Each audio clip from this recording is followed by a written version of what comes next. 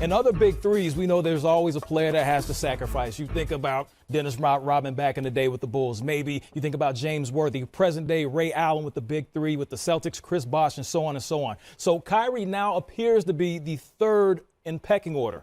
James Harden's the primary ball handler. KD is KD. Their chemistry is undeniable. Candace, is this going to work? Well, Ro, you bring up a great point. You talked about other big threes. And with that, you talk about Scottie Pippen, Michael Jordan, and Dennis Rodman. It is known which of the big three is the lesser big three. Same thing with Miami. You talk about Chris Bosh, Dwayne Wade, LeBron James, the pecking order. Everyone knew who was going to take the last shot. Everyone knew who was going to have to sacrifice. D. Wade being one of the ones that had a championship, LeBron going for a championship, Chris Bosh coming to join the party. So I think that pecking order was a lot different. And the same thing goes with other big threes. You even talk about the Spurs and their dynasty with their big three, which changed in the future with Kawhi being added to that eventually. But in the case of this, it is debatable. Kevin Durant, Kyrie Irving has won a championship. James Harden is that third piece that's coming to a team. Also, you take into effect teams that have drafted players that haven't traded in terms of big threes. So none of these players have been with this franchise for an extremely long time. KD and Kyrie deciding to come over this summer.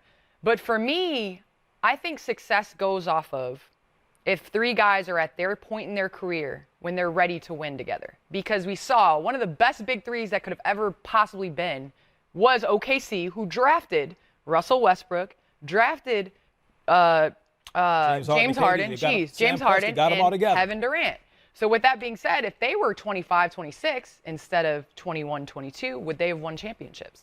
So I'm going to go at all of these guys are at the stage in their career when they're ready to win, they're ready to sacrifice, and they're men, not boys, as James Harden said. Now, this isn't something that's out of your jurisdiction. You've been a part of big threes in your career as well. You and Nneka Ogwumike were the primary option, but there was other players that had to, in some cases, sacrifice as well. How did you handle that situation? I think there is a pecking order, but there's also an ability for everybody to understand that within whatever game, anybody can rise to the occasion. As we've seen just in terms of with LeBron leaning on D. Wade for leadership, knowing what it's taken.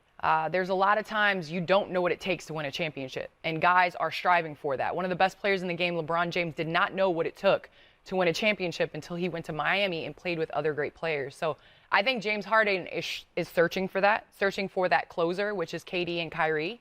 And I think that they're going to complement each other. I think everybody's debating, they're listening to all of this, and they're understanding that they have a responsibility to prove us wrong, because nobody believes it's going to work. But guess what? I think it's going to work. I got them winning a championship. I have them winning a championship in Brooklyn. I did not say this year. I said within 3 years, the Brooklyn Nets will have a championship.